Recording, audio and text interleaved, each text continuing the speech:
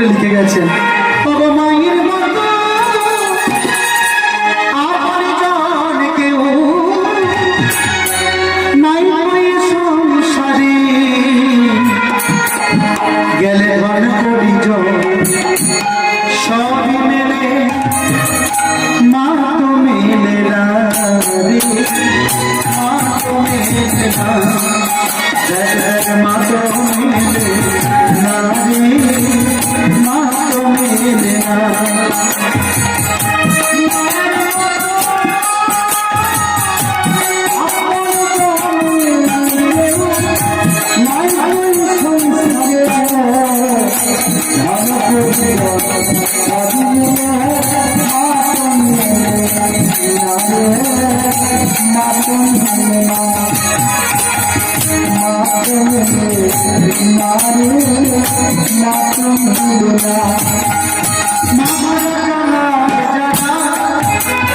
মাসি নয়ন জলে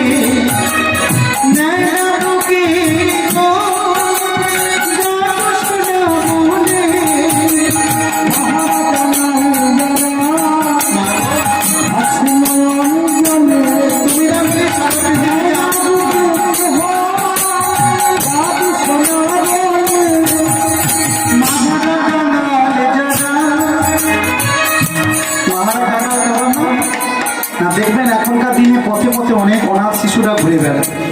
আচ্ছা বলুন তো, কেউ আমরা গিয়ে একবারও জিজ্ঞাসা করেছি অনাথ শিশুটাকে, খোকা তুই কোথায় থাকিস, তুই কি খাস, তুই কি পড়াশোনা করিস? আমরা কেউ গিয়ে জিজ্ঞাসা করি না। একমাত্র তারাই বুঝে যে মা না থাকলে কতটা কষ্ট, মা না থাকলে কতটা দুঃখ। তাই কারা বুঝি না? যাদের মা নেই। কিন্তু বলুন মা, আমরা যাদের সন্তান আছে তারা যদি গিয়ে ওই সন্তানগুলোকে বুকে আগলে নেয় তাহলে তারা কতটা আনন্দ পাবে। সেই কাজটা আমরা কেউ করি না। প্রত্যেকে আমরা নিজের নিজের সন্তানের দিকে খেয়ালগুলো রাখি। কিন্তু ভগবান সে কারণে দেখবেন আমাদের বাবা মার কপালে আজকালকার দিনে এত দুঃখ কেন জানে? কেন বলুন তো? না, ভগবান সবাইকে পরীক্ষা করে নিচ্ছে। ভগবান বলছে সারা পৃথিবীতে যত মনুষ্য যেই সকলেই আমারই সন্তান, তাই না বাবা? একজনের থেকেই তো আমরা সকলে সৃষ্টি হয়েছি।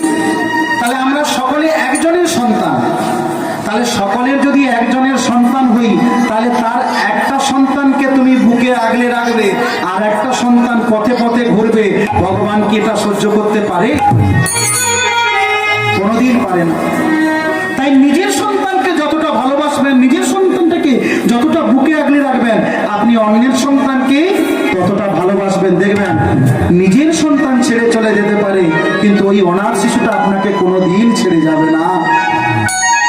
কেন না? তারা জানে মা কি জিনিস, মা না থাকার যে কতটা কষ্ট, বাবা না থাকার যে কতটা কষ্ট একমাত্র তারাই অনুভব করেছে। কেন না?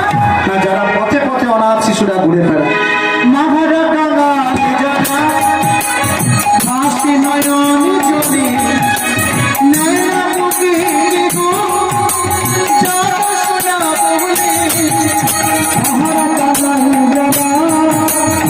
আসি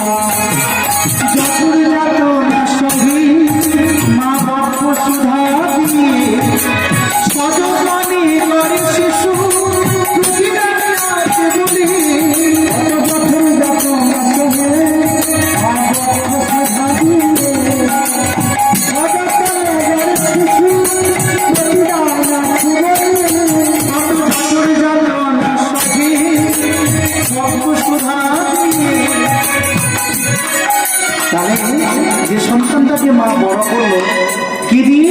না স্তনদুগ্ধ পান করে। ভগবান এমন করে সৃষ্টি করেছে দেখুন মা, আমরা হয়তো এমনি যেগুলো গরুর দুধ থাকে সেগুলোকে খাওয়ার জন্য আমরা গরম করি, আবার বেশি গরমটা দিতে পারি না। কেন না? যদি সন্তানের মুখটা পড়ে যায়। কিন্তু ভগবান এমন করে মা স্তনদুগ্ধটা তৈরি করেছে যেটা বেশি গরমও না যাতে করে মুখটা না পড়ে যায়, আবার বেশি ঠান্ডাও না যাতে করে সন্তানের ঠান্ডাটা লেগে। তাহলে তার সৃষ্টি অপার, তার করুণা অপার। তিনি যা করেন সকলের মঙ্গলের জন্যই করেন, কোনোদিন অমঙ্গল তিনি চান না। তাহলে সেই মায়ের স্তনদুগ্ধ পান করিয়ে ছেলেদেরকে বড় করলো, সেই মায়ের বুকটা যদি চিরে দেখা যায় এখানে আর রক্ত নেই, মা সব জল হয়ে গেছে। কিন্তু শেষের দিনে সেই মা যদি কষ্ট পায় তাহলে পৃথিবী ধ্বংস হবে না? ছেলেমেয়েরা রসাতলে চলে যাবে না? তাহলে কি এমনি এমনি কলিযুগটা ধ্বংসের পথে এসে গেছে? তাই সেই মায়ের কতটা কষ্ট, কিন্তু সব কষ্টটা, সব যন্ত্রণাটা মিটে যায় কখন? না প্রসবকালে যখন সন্তানের মুখটা দেখে। সেই যে 9 মাস 10 দিন যে গর্ভে রাখার পরে যে যন্ত্রণাটা, সকল যন্ত্রণা নিরাময় হয়ে যায় কখন? না যদি একবার সেই সন্তানের মুখটা দেখে নেয়, সেই দুঃখ কষ্ট সেই যন্ত্রণাটা সব দূরীভূত হয়ে যাবে। তাই বলছে কত জঠরে যন্ত্রণা সহে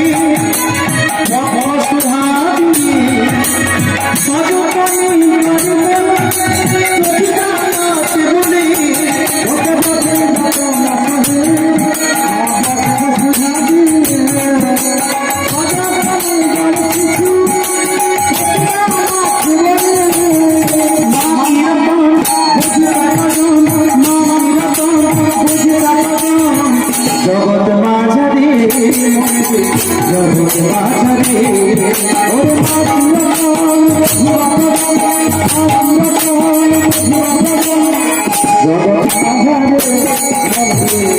জগৎ মাঝারে